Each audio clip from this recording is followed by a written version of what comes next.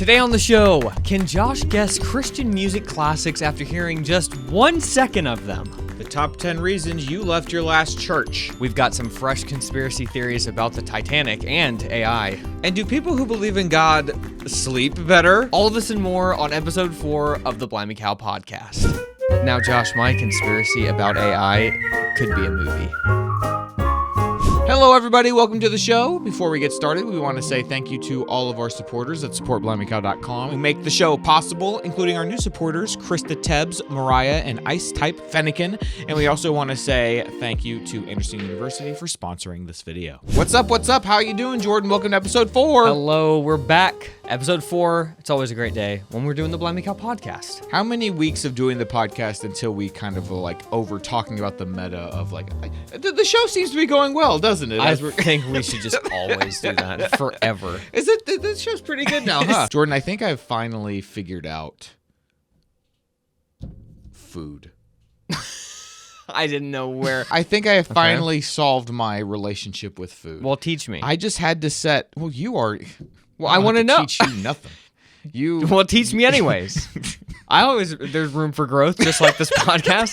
I think that I just have to set guidelines for myself because in my head, and I'm sure there are people out there that understand this, that struggle with food addiction the way that I do, where you always just have in your mind. I was talking to Rebecca in the Community this very week about this, like how you always when you struggle with this, you worry that, oh no, well, I gotta keep eating because I never know if I'm gonna get to eat this again. Like as if I'm like worried I'm gonna die tomorrow or something. But I'm not. So okay. But is that actually what it is? You're actually thinking about your own death? No, okay. It's just an unjustifiable worry. I don't know. Like some paranoia.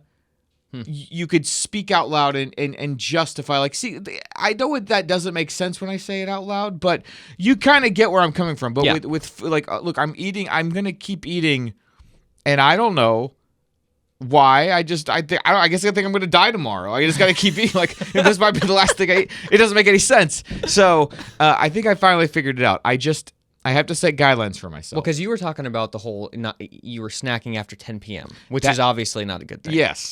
Yes, that's the first thing. Okay, well, that's one of my guidelines. Is I can't. Once the boys go to sleep, I am done eating for the day. Okay, and that's not too bad because they go to bed at like 7:30, 8 o'clock. Okay, this is. I mean that should just be a given. But then the other things that I have implemented, and this is helpful because in my head, I don't have to think I need to just keep eating because. Look, I've got my rules. I've got my guidelines. So I know I'm not going to binge. I see. So one of my rules is, okay, when I sit down to a meal, don't eat more than like 900 calories, which is a lot of food, okay? 900 calories of food, unless you're going out to get burgers and fries or whatever, which you can take 3 bites and that's 900 calories. But don't eat more than 900 calories at a time. And then don't ever eat more than 1,000 calories in a day than like what I've burned or what I've used. Oh, I see. So you can go a little bit overboard, but you can never go too far that like over the next week you can't like figure it out. Yeah, you can't like keep track because some days if I know without actually keeping track of it, but if I know okay, for the past 2 days I've been kind of eating a lot of food. Right. So I still eat food that day that I'm having this epiphany, but I maybe walk longer that day or I do something harder that day. Right. And then I might do that for 2 days until my body just feels more normal and then it's fine. So yeah, that's a great point. Great tips, Josh. It's all about just getting out of your head of like this, well, screwed up today. Let's just imagine that then you start justifying in your head like, all right, you can't gain a whole pound in a day, right? So I mean, at this point I can just keep eating and it's just it's got to go somewhere. It's free food because my body can't get that much bigger in one day, right? It's just, all these things. Interesting. Anyways. Well, I'm glad you figured that out. Thank you. I'm working on it. Good, okay? good. It's new this week for me. Memes of the week. Here we go.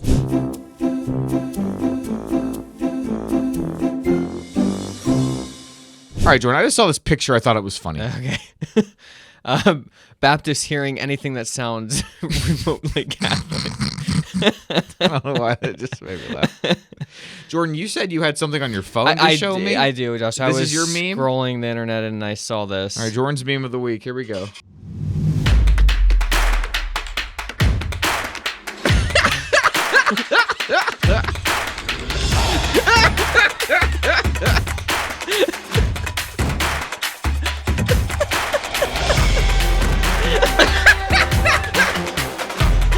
He's out. He's gone.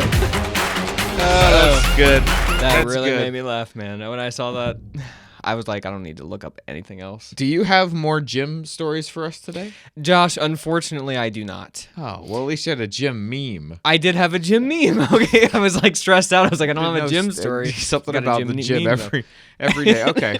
All right, that was good. That was good. Okay, so last week on the Blimey Cow podcast. Oh yeah. Josh, I've been working overtime. Yeah, I know. I'm sure you have. Last week, I presented Jordan with 7 1-second clips of 1990s Christian music songs. Yes. Jordan went 7 for 7, and he said these were too easy. They were. I not to defame you in any way, but I thought you would struggle with the easy ones. He didn't. Yeah, no, I didn't. So now he is going to present me with some tracks, and this segment is called Two Can Play That Game. Here we go. Now, I made these, to me, Josh, a little more obscure. And the ones that I thought you were really going to get, I mean, I cut this down a lot. All right, I'm ready. Because I think you're going to get it within the first millisecond. Well, here's the thing. I thought about this before you got here, and I said, I'm not going to flaunt my knowledge, okay? No. I'm going to pause. I'm going to let the people at home try to figure it out, too. I'm not going to be a jerk about this, but I am going to...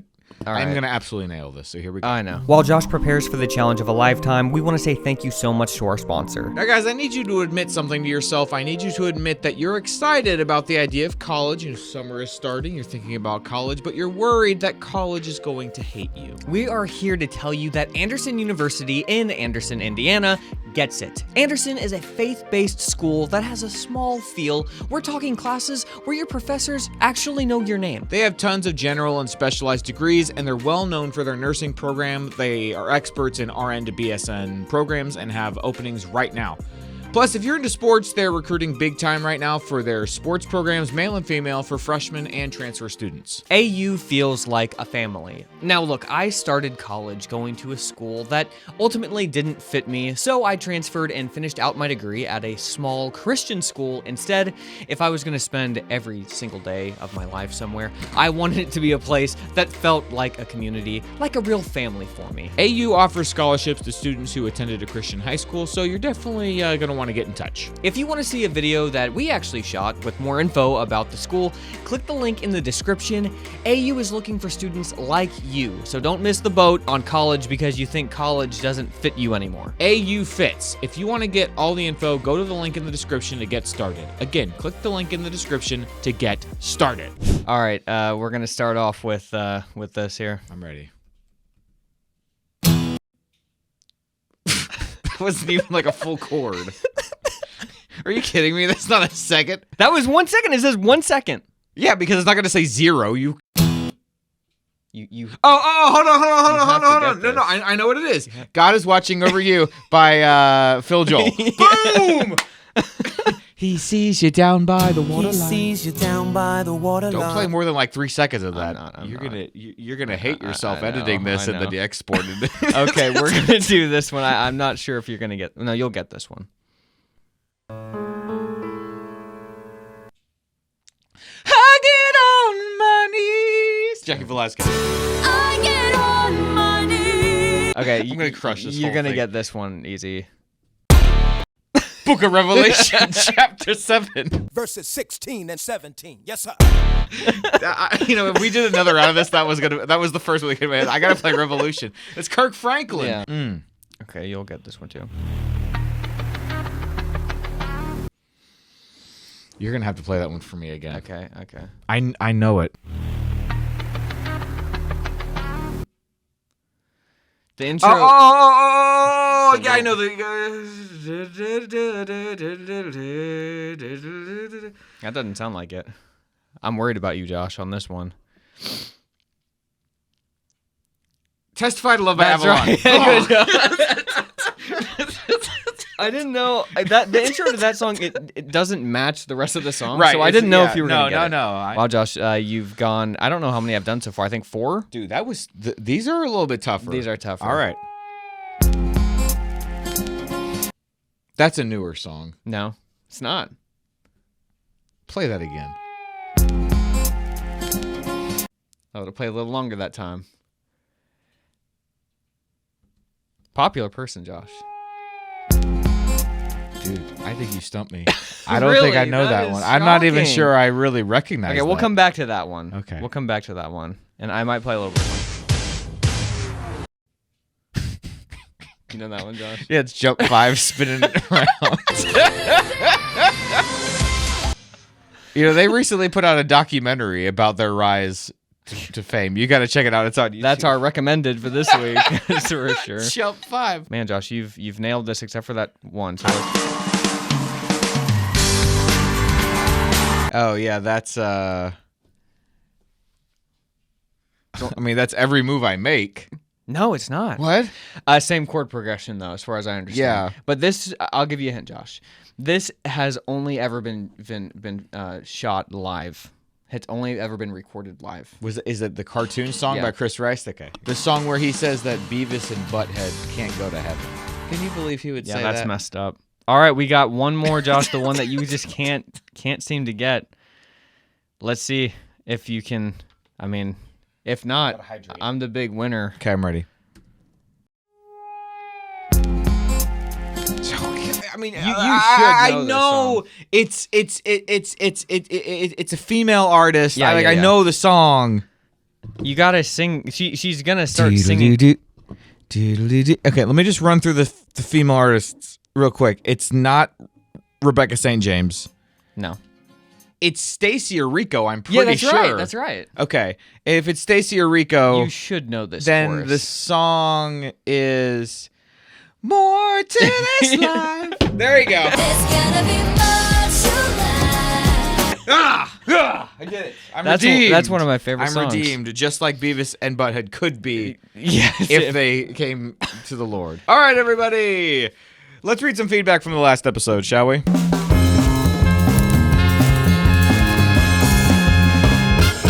Strings attacked. I didn't read that What? username, and so just now strings attacked. Strings That's pretty attacked. funny. Fellow October Sky fan here. In addition to being a rocket scientist, Homer Hickam is also an excellent writer. I will have to look and see what he has written. It's pretty cool. Wow, Josh, this is colored ink and everything. I know. Was that an accident or were No. you going Oh, around? wait. Yeah, I guess it was. Why'd I waste colored ink on this? I don't care. All right. Really enjoying these podcasts. I work alone most days, and listening, laughing along makes the workday less lonely. Thank you. Extremely, Thank you, encouraging. Caitlin. Thank you. Sedgewing Films says you guys should do a top 10 reasons you spend too much time on your phone. I like that.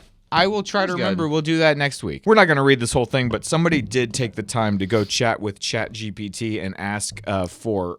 Really? Yeah. So last week's top 10 was ways that being sheltered and being old are the same thing. And you said something about someone go to ChatGPT and Yeah. see if Josh could have, and this is actually pretty scary. We're not going to read this whole thing, but some of the things it said were in common were limited exposure, routine and familiarity, reduced adaptability, dependency, social isolation, reduced independence, resistance to change, narrow worldview. So it actually That kind of- was very similar to what you came up with, Josh. I know. I am convinced though that you did create it yourself. Mine was actually jokes. And this guy did happen to mention, or I guess it could be a girl, says, I was not expecting the connection, but Josh's list was great, and I prefer it to the AI one. So thank you. Yeah, this person should have said and say it in a joke. Make each one a joke. Oh, true. Yeah. But still, I ChatGPT mean, struggles with jokes. They do. So I'm. You know what? No, thank you for doing this. Let's get to the message.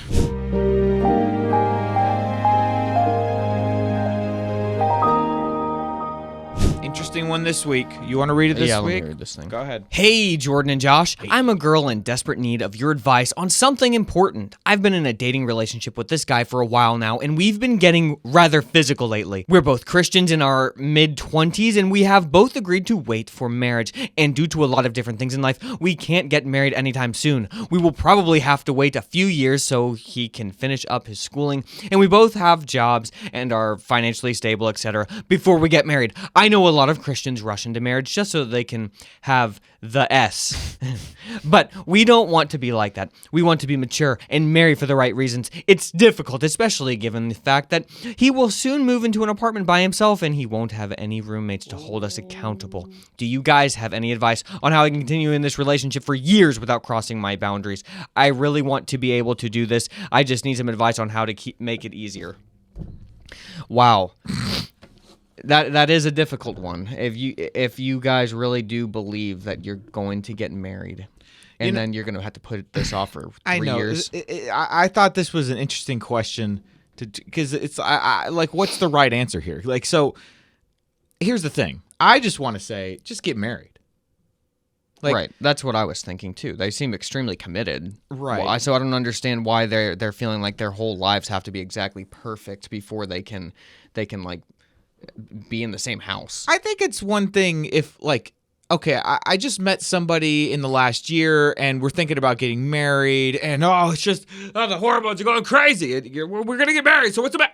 Yeah. Versus, like, if you've known someone for years and then you started dating and then it's like, okay, well, now we're going to wait more years to get married. Just get married. Like, yeah. There was one couple in college, and I think that they're still together and have kids, I'm pretty sure. But they were actually married, and they were the same age as me. And they were married all throughout college. They really liked Blimey Cow. That's cool. Their siblings liked Blimey Cow and stuff. And they were great. They were some of the most normal people on campus. Yeah. And because they were married, though, like, I didn't see them very often. Because they had a lot more responsibilities. They had jobs and stuff like that. So, but yeah, I mean, I thought that they were some of the coolest people there at school. So, I mean, I wouldn't stray away from just going ahead and getting married and I wouldn't wait for you to be perfectly financially stable. And I mean, honestly, it might help to have two people kind of working together towards a common goal here. You know, the thing though is that it is a little different than when even just a few years ago when we were doing all this because it's a lot more expensive to do this stuff now. I know. So it's like if they're both, I mean, here's the thing. If they're both living at home, like trying to save money, and the idea is we need to save money for years before, I don't know. I mean, this probably isn't going to sound popular at all. So I don't even know. I think I think I might just get crushed for saying what, this. for saying now to get that it's married? even a controversial opinion. No, I'm saying that, like, look, if you're still living at home, then maybe just get married and live at someone's house. Like, is that crazy? That's going to be pretty unpopular. I know. I'm not saying I would want to do that. I'm just saying that, like... if you're saying that the option is either they're going to do the S before they get married because the temptation is so terrible, or get married and live with their parents...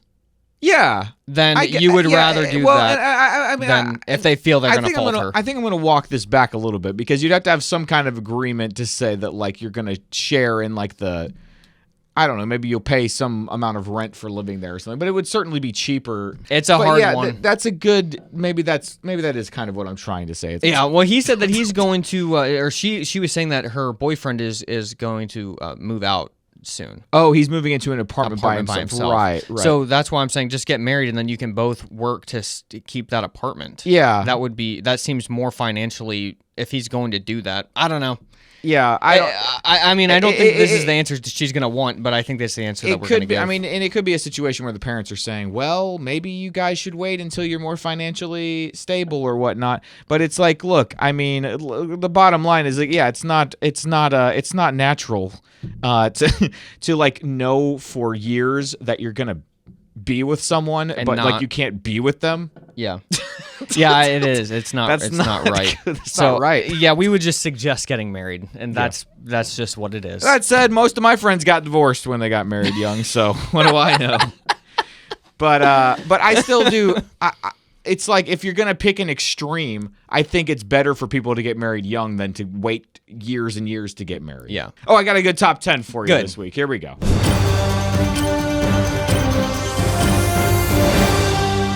Now, Josh, we already recorded this, and we lost everything. Yeah. So I know what these are, but I will tell you that they are funnier than a chuckle for everybody at Do you home. want to help me read these? Sure, let's just Really? do it, guys. Okay, we yeah. lost everything.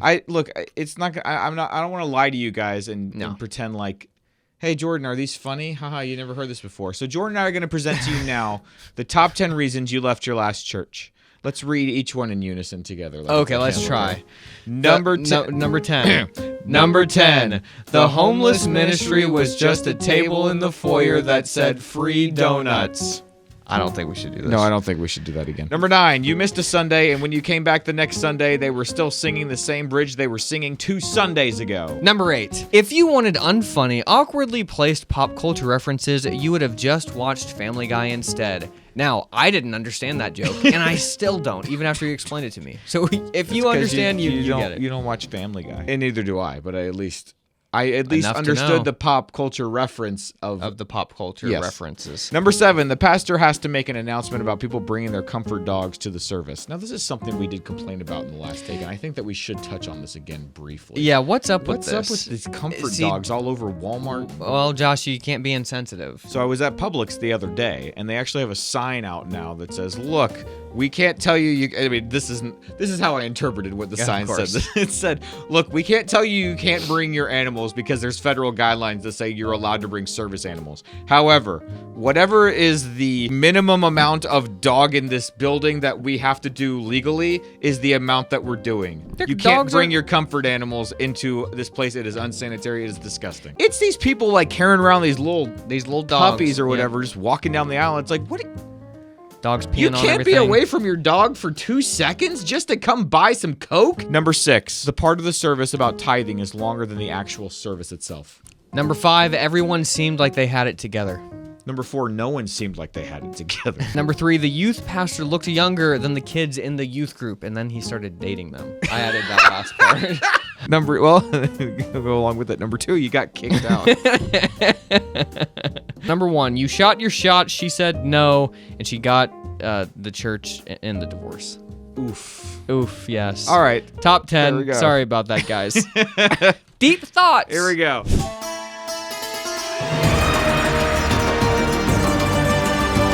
We actually did record this section too, but I think we can talk about our conspiracies a little more No, it wasn't. succinctly. Yeah, it was not concise. So, Josh, you've been researching the Titanic conspiracy theories. I lay awake at night with the blanket over my head with my phone so I don't wake Kelly up, and I just watch videos about the Titanic crashing and falling into the ocean. I don't know what it is about it that is so there's Fascinating to you. so many YouTube, like if you click on 2 videos about the Titanic crashing, YouTube will just recommend you an entire universe of The this world stuff. you never knew. The world you never. It's so you just like click. Anytime you click some random new thing that you want to research, it's just like this whole new world of, hey, did you know there are 10,000 videos about this subject And what's that you've never interesting heard of before? is they only do that for about 2 days, and then it's gone.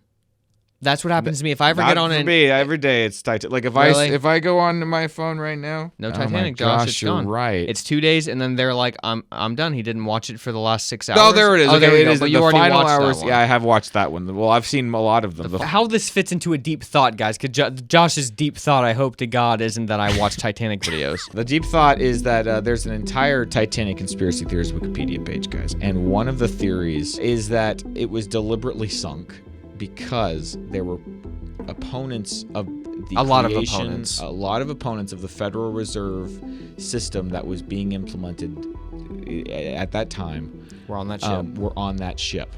And the reason that I personally don't believe this is because, look, things like this had not really happened that much. So they didn't know like how big of a story. I mean, maybe it became even a bigger story than they thought it was going to, because 100 years later we're still talking about it. But I think if you wanted to kill a bunch of people like that, like a bunch of bankers, why would you do it in such a public way? You have to think about it this way, Josh. And this was before the internet, so back then you could poison anybody, and nobody would hear about it for like a week. Yeah, but imagine if these 4 or 5, however many people that were there that were important in this regard. Imagine if they all just dropped dead by just at their houses individually. You would think, okay, that's weird. Like the government clearly did that. What if they were all on a boat and the boat sank? All you'd have to do is just kill a few of the people that were proponents of the Federal Reserve System. Just the ones you liked the least. It's like, look, we are going to get this through. Just kill some of them too. So it's like, I don't know what happened. Just a bunch of bankers died. It just also happened to be all the opponents plus a couple of our guys. I guess so, Josh. I mean, I think if you're gonna wipe some people out, make it be a big thing, because then the story is so big. They didn't want there to be a big story that these bankers died. They wanted a big story that the Titanic died, and these few guys died too that were extremely important at stopping this thing from happening. They wanted it to be discreet. So my deep thought for today is a thought that I've came up with this week. And guys, we've been on this pyramid, the pyramids of Giza trip for like 4 weeks now. Well, it goes even deeper. Now, this is something that I came up with that I've already told Josh, but Josh, you're going to have to listen to it again.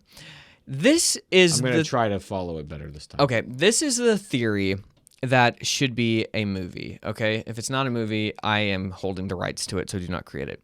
But in some deep part of my brain, I believe that the pyramids they weren't tombs, okay? It was just something that these Egyptians walked up on, and it turned out that, they're like, hey, this is cool. Let's put the important people in these tombs because that's a cool thing to do. And, there's not a single hieroglyph of the Egyptians building the pyramids. There's literally nothing. You would think that that would be their greatest crowning achievement, and there's nothing. So what I think is that the pyramids had been there for a long, long time, okay? This is what I've said before. But I think it gets deeper than that.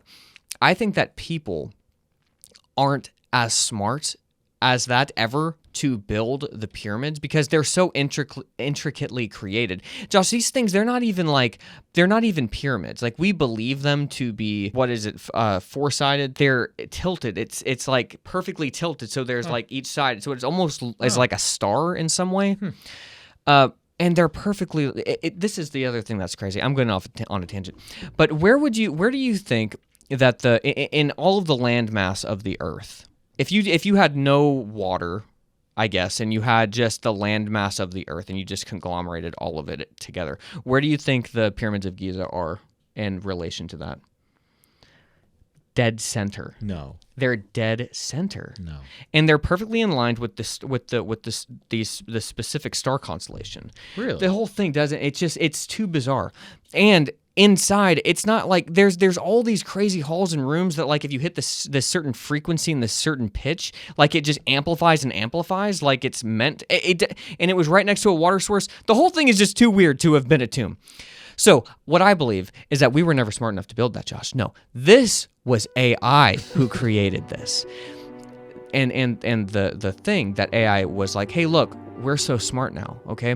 We don't need these people, but they're in our way. So what we can do is we can say, hey, we're going to give you a free energy source. Like, it's free. You don't have to do anything. So there's all these pyramids all throughout the world. And then there's the pyramids of Giza, which was like the main power source, and it connected all of the world. And so people are just, doing their thing, watching porn, doing nothing with their lives. And AI is just getting crazier and crazier. But then, so how'd they get destroyed? How did it happen? Why is all this history lost? Well, there was a hero. There was a hero. There were a few people who were still smart and who were like, we can't do this. So they pulled the plug, knowing that there were going to be a lot of casualties. But AI was going to be the main casualties. Humanity was already screwed. So they're like, we got to do what we got to do. So AI was destroyed, but then nobody knew how to really do anything anymore because all of society was just disconnected and like, who's building what? It's all just AI doing it. Now they're gone. Like, if everybody in humanity died and it was just us, like, we wouldn't know how to really do anything. We couldn't build a computer. We couldn't create, anything. Nails, like what? So then it took a long time for civilization to come back. And that's where we are today. Now we're back at the AI who's going to control the pyramids. And now, isn't the first, like, if AI did become sentient, isn't the first thing it would do to try to make sure that there was no way for it to be offed? You would It's think, doing all Josh, these but they elaborate weren't things. smart They enough. weren't smart enough. No, they weren't They smart were enough like, to do oh, it. these humans, they care too much. They wouldn't. Yeah. They wouldn't turn us off at this point, knowing how many would suffer.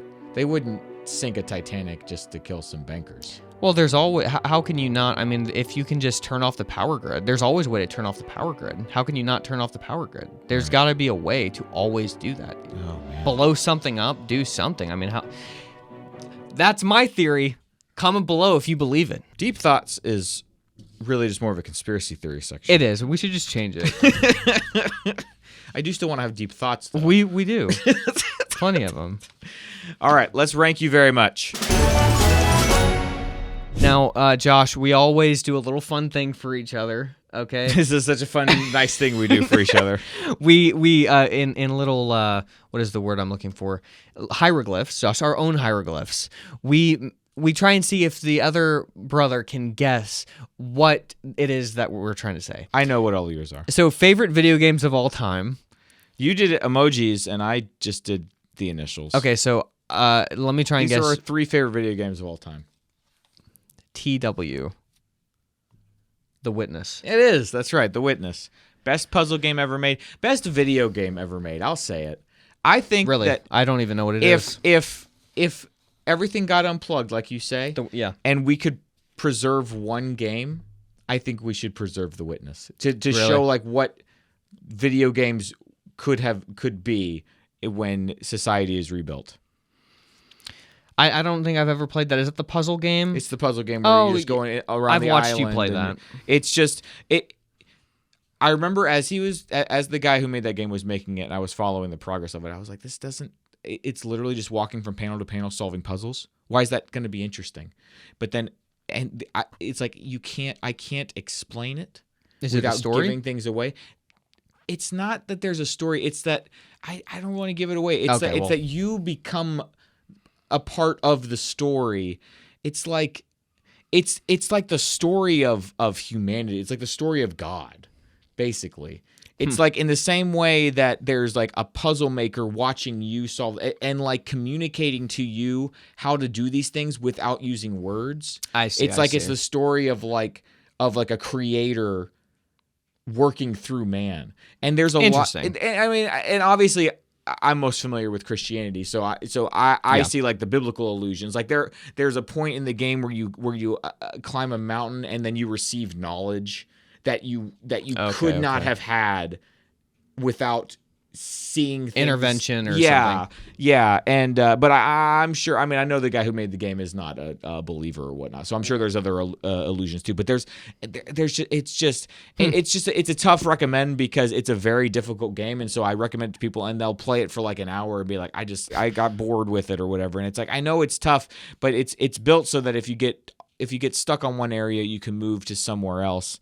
It's just oh man, it's Interesting, man. It's really Wow. good. It's just a tough game to beat, but it's really good. If you ever want to play a good puzzle game, The Witness is the best one.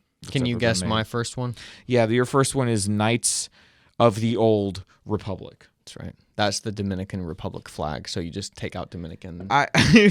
Knights of the Old Dominican Republic. I have started KOTOR so many times, and I've never. The last time I played, I got the furthest I've ever gotten. Oh, I thought you've beaten it.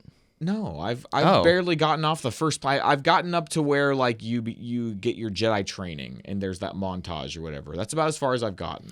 That's interesting. This is the difference between me and Josh is we've both played a lot of video games. Josh has beaten a lot of video games. I haven't. I always just get bored and stop. For some reason, For some Knights reason, of the Old Republic. I've beaten that game like 3 times with different the story light changes, side, yeah. the good side, different people. What's my next one? SM. It's got to be Super Mario. Ooh, close. Super Metroid. Oh. It's okay. Easy to miss. Super Metroid. Great game. One of the best exploration games ever made. Certainly the best on the Super Nintendo. I mean, it's basically an entire genre now that they Pretty started much. from one game. It's the best.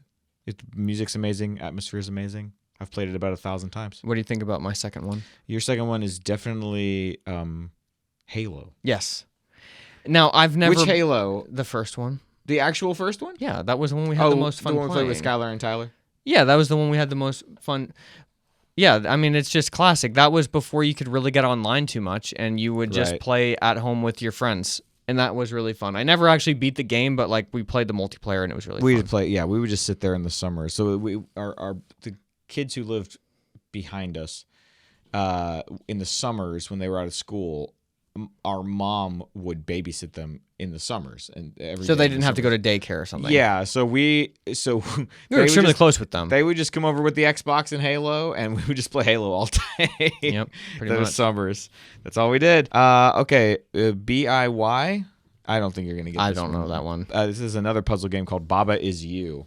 Oh, that's right. The only one on my list. I actually haven't beaten this game. It's very difficult to beat, but I really like the music, and it's really clever. It's basically this is a game that's really hard to explain, and I won't bore anybody, but it's just the short. Like there's a lot of little puzzles, and in each puzzle there are rules. Like Baba is you, so that means that you control Baba, but you can change it so that you can move words onto the screen, so that like you become a different character, and now you're controlling a different character on the screen. This is one of the games you just have to play. It's very one hard level to and you'll explain. understand it. Yeah, but we have it in the background so people can. there you get go. an Yes, idea. thank you. Baba is you. That's a great game too. What do you think my third one is? Your third one is definitely Super Metroid 64. Just kidding. Super Mario 64. I was like, what are you saying?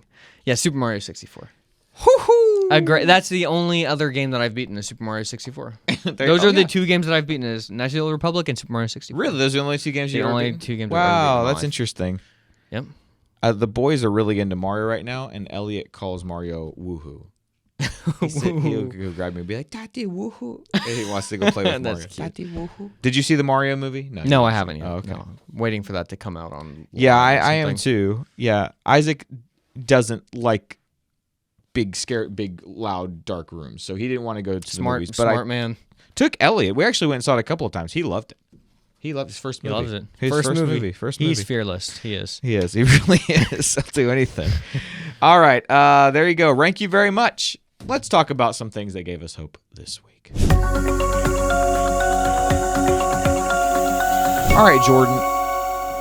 I don't even know if this really gave me hope necessarily. I just thought it was really interesting. Early risers have greater faith and satisfaction in their lives. And I know you and I are both early risers. Mm-hmm.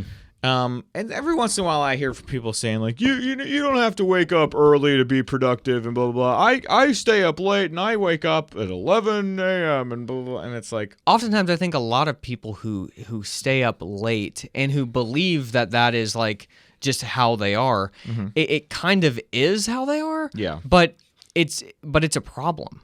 Like that's showing that there's something that isn't right. Like, because that's not normal. That's not like your body does not naturally want to do that. Right. We weren't like created this way. is there, do you know if there's truth? Because I've heard this before, and like anecdotally, I believe it to be true just from doing it myself. I have heard that for every hour of sleep you get before midnight, it's as if you got like 2 hours of sleep. Yeah, they say something like the sleep between 10 p.m. and 2 a.m. is like the most critical. So after And that, why is that? I don't know. Why does it matter? Like, is it just because of where the like the darkness outside, or like why does it matter what hour it is of the day? I don't think that it has to do with the hour as much as it has to do with the physical nature of what an hour actually means. Like in the darkness of, or just like, I mean, we're literally just on a cycle. So there's something Right. about that time in the cycle of the earth Yeah. that there's something important that happens. And I mean, it seems pretty scientific what these people are saying. I don't think they're just pulling that out of their rear end or anything like that. Yeah. Researchers from the University of Warsaw suggest that early birds tend to be more religious than those who stay up late at night. Their study found being religious also displayed an association with preferences for mornings. Isn't that interesting? The study indicates that being religious may contribute to previously established links connecting a preference for waking early, having higher life satisfaction. That relationship, consequently, may also be influenced by a person's level of conscientiousness, the character trait of being careful, hardworking, or diligent. See, I think that people who wake up early are somehow like more they're more appreciative, like that mindset. And people who are early risers are more outward focused. And I think people who stay up late are more inward focused. Because it's like at night, it's like, okay, you're doing things privately. In the morning, it's like, okay, we're getting ready to have a day so that we can, spend time with our families and do this kind of stuff. Yeah, I don't know. I mean, it's just totally shooting off the hip. But I think somebody could argue, well, if you wake up early, it's because you're doing things inwardly. Like you want to have time for yourself or whatnot. But I agree with that to a degree.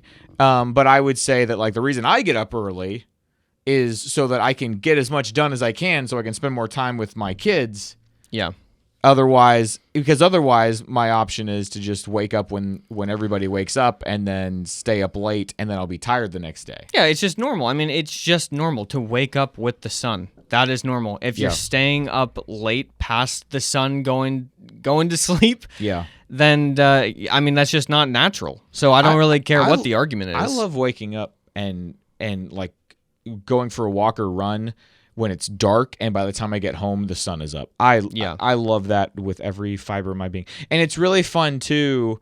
Every once in a while, Isaac will wake up really early, and usually we try to get, you need to stay in your room. You can't just come out this early and get used to doing that. But every once in a while, I'll be like, hey, let's get some frozen mangoes and we'll go outside and we'll just watch the sunrise or whatever. And it's just super fun. Like it's a good, it feels wholesome. It feels wholesome. It feels like there's like a spiritual element to it to some degree too. I was going to talk a little bit about this in another episode when we talked about It Gave Me Hope, but I watched a movie last night that I had not seen before called About Time, and the whole premise of the movie is that all the men in this family can go back in time. And so kind of not the twist at the end, but sort of the moral at the end of the movie is that the father tells his son, the secret to my happiness was that I've lived every one of my days twice. I lived it one time normally, and then I lived it a second time knowing what was going to happen and just trying to appreciate every second of it.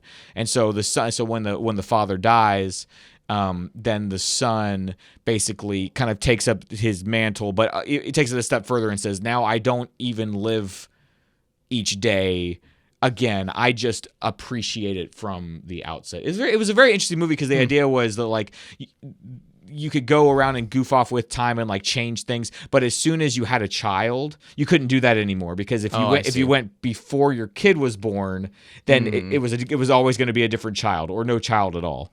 That's interesting. So like when the wife is like, I want to have another son, or I want to have another child, then the guy has to really think about it because his dad has died, and so he can go back and visit his dad. It was an interesting About Time. Yeah, it's not one I recommend. Yeah, there's some cursing and some other stuff in it that's worth skipping over. As a deep thought. It was as a deep thought. That's what should have been your deep thought for today. Well, it was going to be next week, but I now you ruined it. To this week. Question of the week. All right, last week's question was, what's a movie that you think is severely underrated? Did you think of a movie that is severely underrated? Man, I struggled.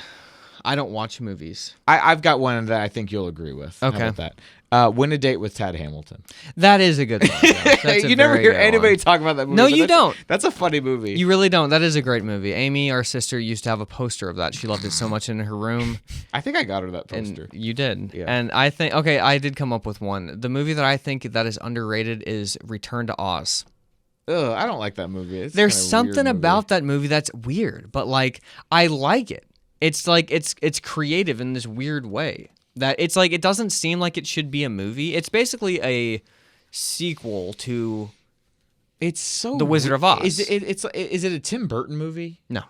It just kind of has that vibe. I don't know. Whenever I saw you guys watching, I was like, "What is this? This is just we love scary." that. Me and my sister, we have to watch that every 3 years.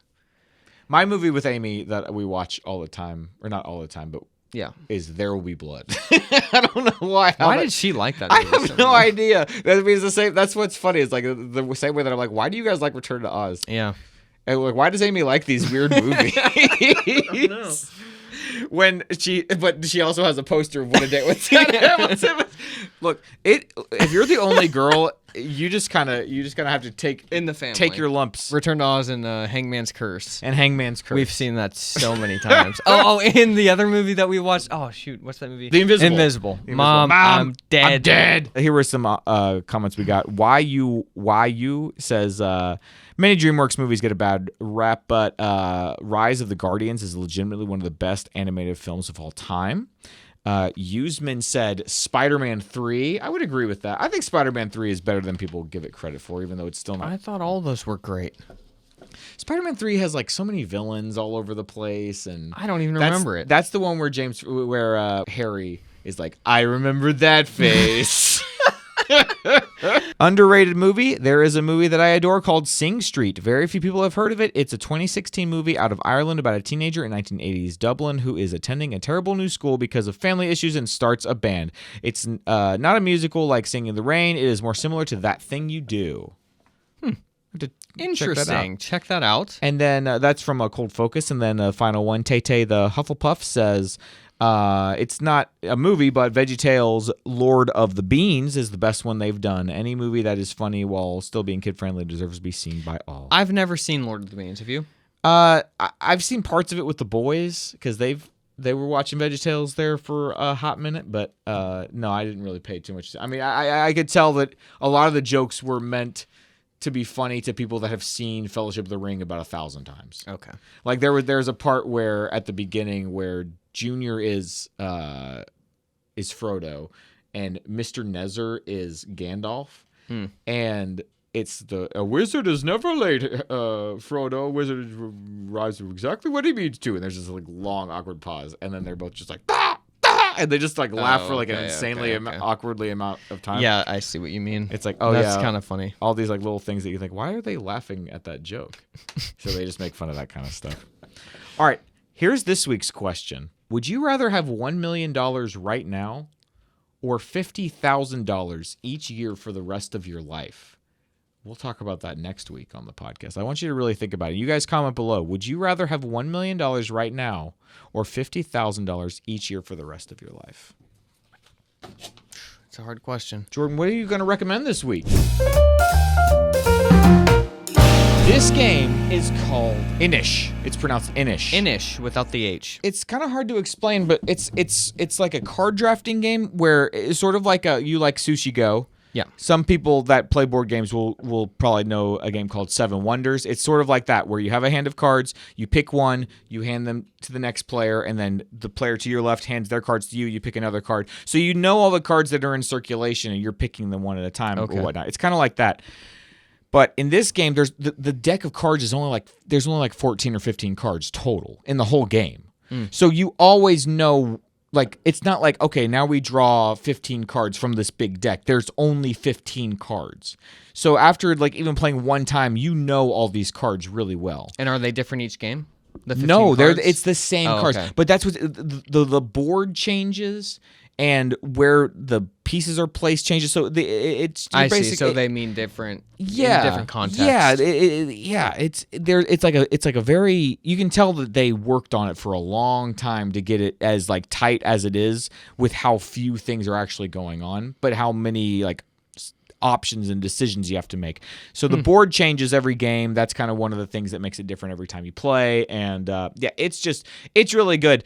Kelly played it with me, and she really liked it. She said it was just like a little bit above the complexity level that she prefers, but she said she'd play it with me again. I really want to play with you sometime. Yeah, it sounds fun. So I've been getting into self-teaching math and trying to learn the trade of engineering enough to, I don't want a degree, but enough to be competent and understand the physical world a lot better than I currently do.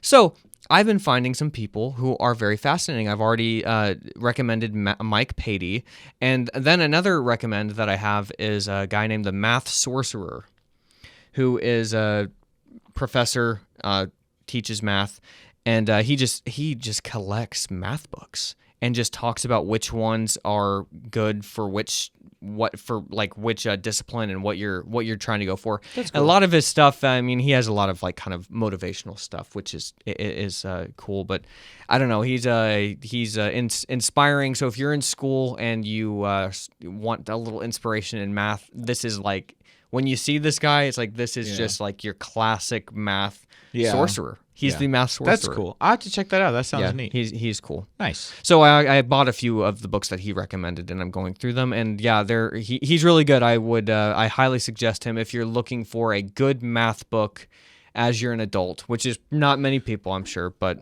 I mean, I really want to. I enjoyed math growing up, and now that we're getting to that age where the boys are going to be doing school, and Isaac is really, really into math.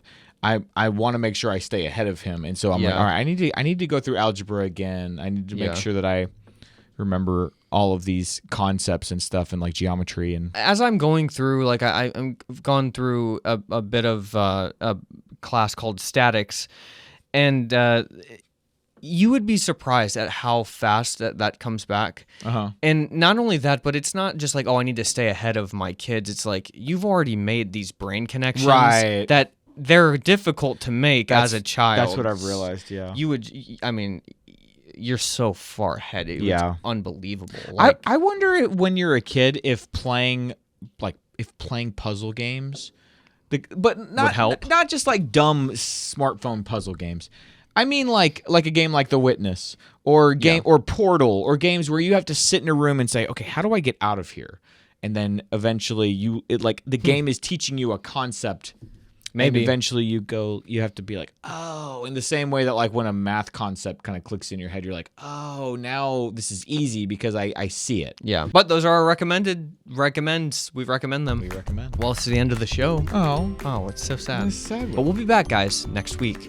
Do not worry. We will always be back next week. I just want to say real quick that all the comments that we get on this show have been just so encouraging. Oh, yeah. I mean, the amount of like engagement that we've gotten on the show, even like given that like, it's just a completely random new thing we're doing. And, like the amount of people watching versus the amount of like comments we get is really cool. So that it kind of tells us that like, hey, the people that are watching are really into it. So that means a lot. Thank you so much. We really love going through and reading what you guys have to say. It's very encouraging. We love you all so much. See you later. Bye-bye.